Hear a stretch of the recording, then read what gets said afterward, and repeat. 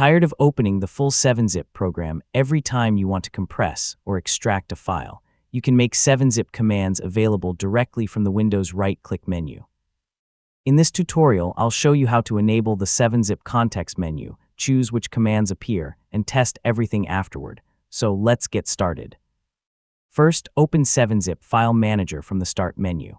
The current Windows release of 7-zip includes Windows Shell integration, which is what allows its commands to appear in File Explorer.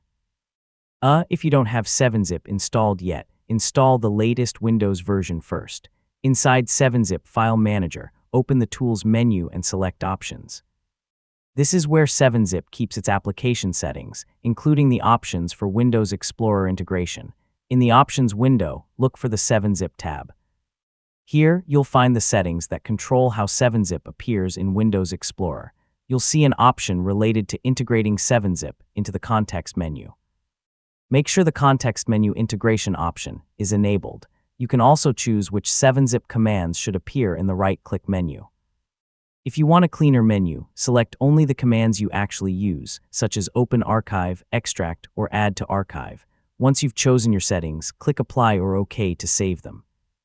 If Windows asks for administrator permission, approve the change. So give File Explorer a moment to refresh before checking the menu. Now open File Explorer and right-click a file or folder. You should see 7-zip commands available in the context menu. Depending on your Windows version and menu layout, you may see 7-zip directly or under Show More options. Let's test one command.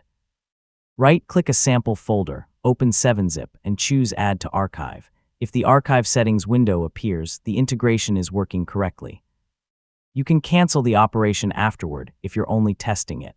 If 7-zip still doesn't appear, first confirm that the integration setting is enabled. You can also close and reopen File Explorer or restart Windows if the menu hasn't refreshed.